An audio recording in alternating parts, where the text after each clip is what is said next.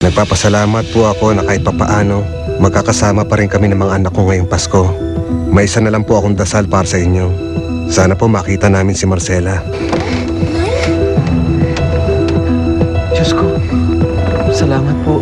Ano ba nangyayari sa kanya? Bakit siya nagkakaganon? Side effect lang ho ng gamot yun. Huwag ko kayo mag-alala. I promise you, everything will be alright.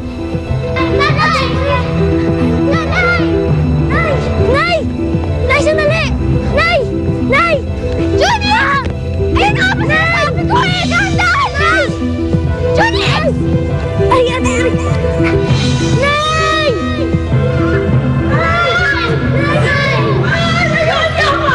Junior!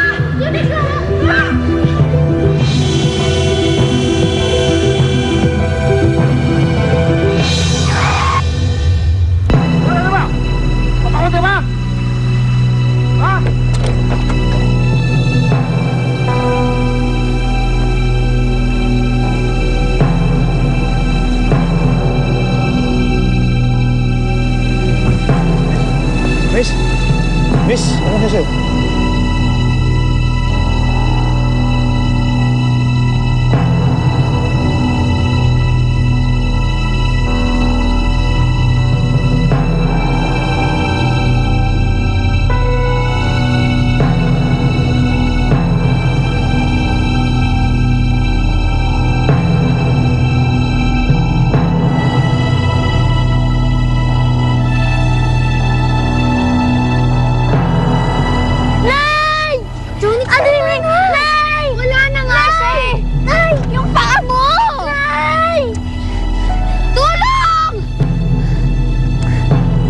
Halika na dito.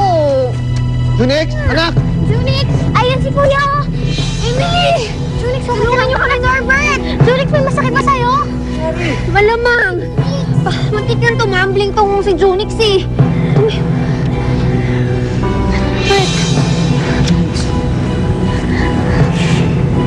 Junix, anak. Kuya, si nanay, nakita mo ba? Wala na siya! Iniwan niya na tayo! Junix, huwag kang magsalita ng ganyan. Hindi natin alam kung saan nagpunta nanay mo. Uy! Kaya mo ba tumayo? Okay lang ba yan? Hindi. Nabali yata yung hita mo eh. Kailangan natin yung dalhin sa ospital. Sigurado naman may malapit lang dito ng ospital, di ba? Ate Mingming, kami na ni Kuya Norbert tsaka ni Ate magdadala kay Junix sa ospital. Ikaw nang bahala kay Farah at Lenlen. Sige. Susunod na lang kami doon. Dadala namin kayo ng damit. Tatay, ipapagamot ko lang po si Junix. Magkita na lang po tayo sa bahay. Tara na, Junix. Junix, saan na kita? Ate! Paano si nanay? Huwag ka mag-alala, Farah. Ngayon nalaman natin na buhay siya. Hindi tayo titigil hanggat hindi natin siya nahanap. Sige na, tara na. Ingat kayo, ha? Sige, ate. Susunod kami! Ay na kayo!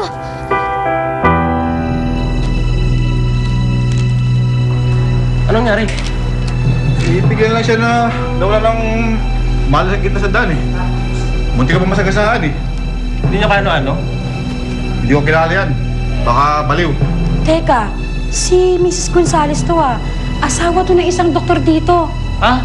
Teka lang, tatawagan ko yung si Dr. Gonzales. Sasabihin ko dito yung asawa niya. Tulungan niyo po kami! Tulong po, tulong!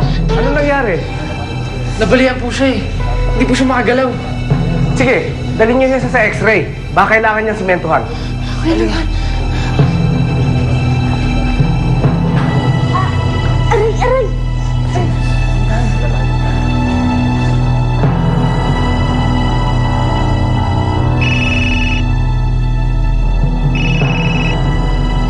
Hello? Yes. Ito nga si Doc Gonzales. Yes. Sige, pupunta kami dyan. Sige. Ano yun? Anong nangyari? Si Marcela, nakita na daw po. Jingle bells, jingle all the way. Hey! Ang tahimik. Emily?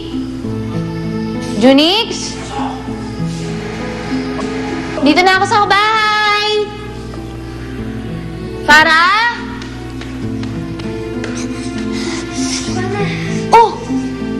itsura niyo? Bakit parang kayong basang sisiw? Ang dami nang nangyari habang nakikipag-date ka dyan sa bago mong BF. Ay, ako nawindang na lahat ng world namin. Alam mo bang, nakita na nila Emily yung mami nila. Kaya na ngayon tinakuhan sila eh. Tapos, hindi kami nakilala. Si Kuya Junix nasa ospital. Nabalian ng paa.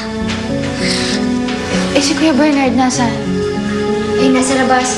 Mabuti pa, Joanna, kausapin mo na muna siya bilang ikaw lang naman nakakagawa nun. At ako, kuha muna ako ng damit. Pabalik ako sa ospital eh. Damit mo na kukunin ko, ha? Oo. Ikaw naman ang tuyo dito. Sige. Si Kuya Bernard.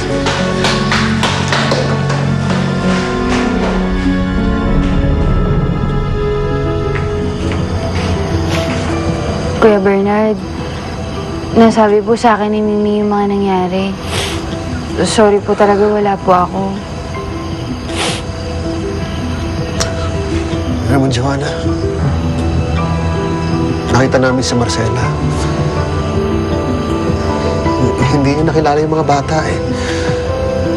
Parang takot na takot siya. Pero Kuya Bernard, bakit po ganun?